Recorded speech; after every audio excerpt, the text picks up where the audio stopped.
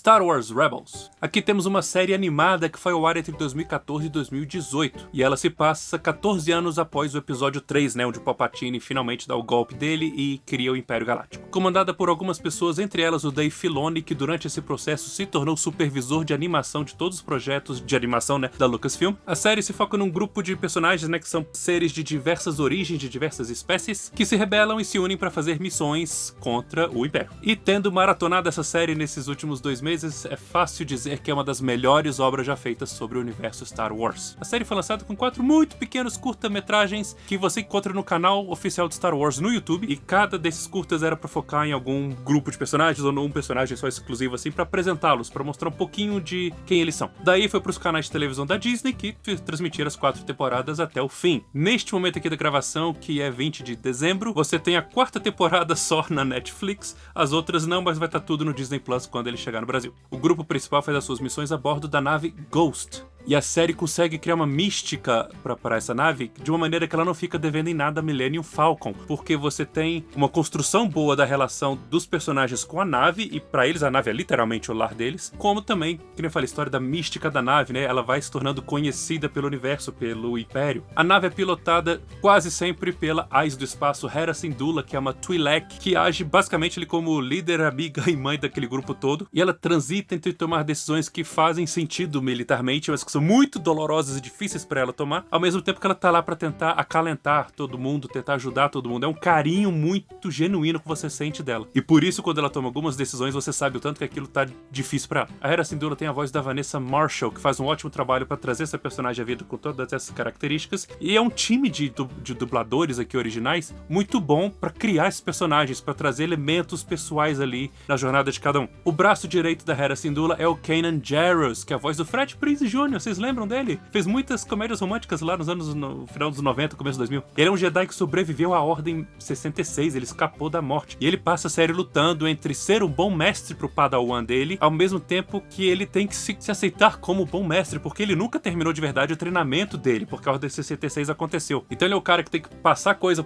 pra outro sem ter muita confiança nele mesmo. E esse Padawan dele é o adolescente Ezra Bridger, que tem a voz do ator Taylor Gray. Ele é nativo do planeta Lothal, que é um planeta muito importante na história aqui do Rebels, e lá ele sobrevivia sozinho, aplicando pequenos golpes, pequenos furtos, porque ele tá sem os pais. E logo no começo, quando ele conhece o pessoal da Ghost e embarca com eles, começa a jornada dele, que é muito boa, de se transformar desse cara que só cuida de si mesmo a um cara que inspira os outros a lutar contra o Império. E eu gosto muito da relação dele com Kanan, porque lembra que eu falei, o Kanan não tem muita certeza, não tem muita confiança nele mesmo, E eles aprendem um com o outro. Ou seja, não é aquela jornada de treinamento bonitinha que o cara só vai ensinando, o outro vai aprendendo e tudo escala, tanana. Tem muitos percalços, tem altos e baixos, tem dificuldades, tem questionamentos ali. Aliás, é um bom espelho pra jornada do Anakin Skywalker, porque tem a série lá, a Clone Wars, foi uma animação em computador também, que contava as Guerras Clônicas, E você vê muito do Anakin na jornada dele como Cavaleiro Jedi, que culmina nele caindo pro lado negro nos filmes. Tanto ele quanto o Ezra Bridger são jovens que têm um talento muito grande pra força, mas que tem que lidar com muito medo, com muita raiva. Mas pelas pessoas em volta, pelas suas próprias personalidades, pelas suas próprias índoles e valores, cada um vai pra um lado diferente. Tem também aqui o Garazeb Aurelius, que é a voz do Steve Blum, e ele é um Lasat, ele é o último da espécie dele, então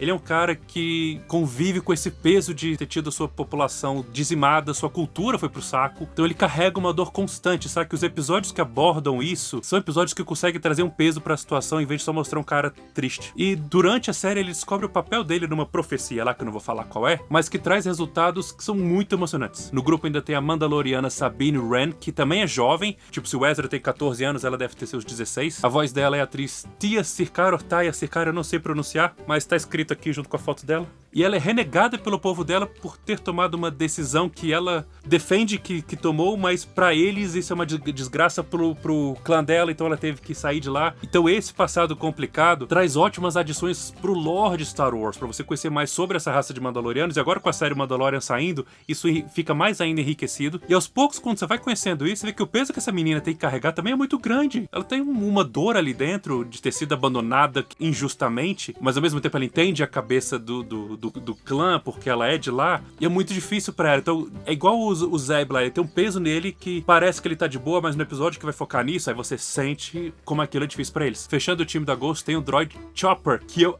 amei. E as vozes do Chopper são do próprio Dave Filoni. E como todo bom robô protagonista de Star Wars, ele é cheio de personalidade. Mas ele tem a sua própria personalidade, sua própria atitude. Ele não é só uma imitação do C-3PO ou do R2-D2, por exemplo. O Chopper é sarcástico, extremamente esperto e meio babaca, o que é muito engraçado. É admirável ver esse grupo de rebeldes se desenvolvendo narrativamente, evoluindo em suas relações e crescendo como personagens. A série dá um banho de roteiro aqui durante 4 temporadas que funciona de uma maneira que poucas séries, vou nem falar só animação não, séries em geral, conseguem. E ela consegue dar atenção a cada um desses protagonistas. Ela para designar alguns episódios-chave pra cada um, assim, pra focar na história dele, pra você entender as motivações, os fantasmas que eles carregam, fantasmas do passado, eu digo, né? As frustrações que eles têm. Por exemplo, tem um episódio só do Chopper fazendo amizade com um droid do Império. E é engraçadíssimo, porque esse droid do Império também, ele é muito engraçado, porque ele parece aquele droid reclamão do Guia do Mochileiro das Galáxias. Então ele é metido pacas, só que ele acha que ele tá só sendo óbvio e lógico. É muito engraçado a relação deles, mas não é só pela comédia, há uma relação ali que cresce de amizade que resulta em outras coisas depois. Você também tem um episódio do Zeb, né, o apelido do Garazeb é Zeb, em que ele fica preso numa lua de um planeta com o arqui-inimigo dele, e os dois dependem um do outro pra sobreviver. É um episódio incrível, parece aquele filme Inimigo Meu, vocês já assistiram? Então são episódios como esse que aparecem várias vezes, que são dotados de uma carga narrativa fortíssima. E são ótimos exemplos de como essa série conseguia ser extremamente sagaz na sua escrita para entregar um material extremamente divertido e denso emocionalmente. São vários arcos narrativos de vários personagens diferentes, mas todos cativam porque são personagens extremamente carismáticos e cheios de conflitos humanos. Há várias participações aqui de personagens dos longas-metragens para cinema e da série Clone Wars. E nenhuma dessas participações, seja de um episódio só, ou seja de alguém que aparece várias vezes ao longo da série, é um fanservice gratuito. Todas que aparecem avançam a trama e enriquecem o universo. E vários momentos ali fornecidos porque essas personagens estão lá são verdadeiramente marcantes. Uma boa série cheia de figuras heróicas precisa de um grande vilão que as desafie, e a série consegue isso no grão-almirante Thrawn. Thrawn, que tem a voz do Lars Mikkelsen, que é irmão do Mads Mikkelsen. E ele é um personagem que vem dessa trilogia de livros aqui do Timothy Zahn, tem essa trilogia de bis também que é adaptada desses livros. E ele é terrível, implacável, inteligentíssimo. Ele é um estrategista brilhante, ele tá sempre calmo, sempre sereno, mas ele consegue fazer isso transbordando perigo, transbordando ameaça. Você vai acompanhando, tipo, ele aparece e você vê os rebeldes tendo algumas vitórias, você começa a achar, nossa, que vitória. Você vê o Thrawn usando isso, aí ele aprende uma coisa e vai fechando o cerco mais em cima ainda. Ele nunca perde a calma, parece que tudo tá acontecendo conforme o que ele tá aprendendo sobre eles pra dar um checkmate final. E em nenhum momento você sente que o Thrawn é pego de surpresa de verdade. Então ele é um vilão que te deixa num clima de urgência e de tensão até o último episódio da série. A série possui uma competente animação gerada em computador e um estilo visual que foi criado inspirado nas artes conceituais do Ralph McQuarrie lá pra trilogia original. E isso dá um visual que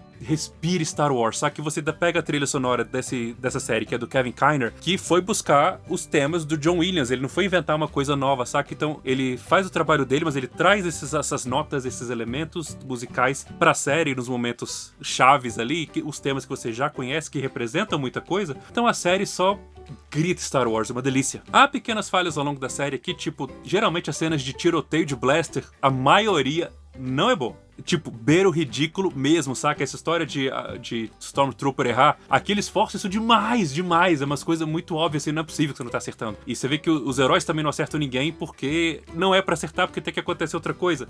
Não funciona. Então são várias cenas de ação que se perdem no meio de episódios brilhantes, mas essas cenas, na execução delas, me pegava só, tipo, tá, eu sei que não vai acertar nada, vambora pro que vai acontecer. De vez em nunca aparecia uma cena ou outra que eu, opa, isso aqui eu não tô acostumado não. Principalmente com as batalhas de nave, são um pouco melhores, mas de vez em quando tinha alguma coisa realmente genial. E as batalhas de sabre eu gostava, era um pouco rápida demais às vezes pra entender o que estava acontecendo, mas há um uso muito criativo aqui do Kanan e do Ezio, por exemplo, e usar a força para alguns elementos de deslocamento, por exemplo, ou de batalha que funciona bem, saca? É uma coisa que falta nos filmes. A série se passa 5 anos antes de Uma Nova Esperança, e você acompanha esse grupo de rebeldes começar a se juntar a outros e basicamente criar a Aliança Rebelde. É uma animação que inspira e exalta o que sempre permeou o cerne de Star Wars, que é a luta por autonomia de espírito, de expressão, de livre-arbítrio, com histórias inspiradoras de pessoas que se recusam a deixar que uma força tirânica imponha o modo de vida dela e todo mundo, tire a liberdade geral, Você tem vários grupos de pessoas aqui, no caso focado neles, mas você tem essas pessoas indo contra todas as probabilidades de derrota, de tortura, de morte, pra batalhar pelo que é justo e não se curvar a nenhuma figura de poder que se vale do medo pra governar. Com tudo isso, Star Wars Rebels é um perfeito representante da mensagem atemporal que começou a ser defendida por Luke, Leia, Han Solo e Chewbacca e outros lá em 1977. Pessoal, muito obrigado por assistirem meus vídeos. Vocês gostam de Star Wars? Já assistiram algumas das séries de animação da saga? Comenta ali, curte aí e pra continuar dando passos nerds, não deixem de se inscrever aqui.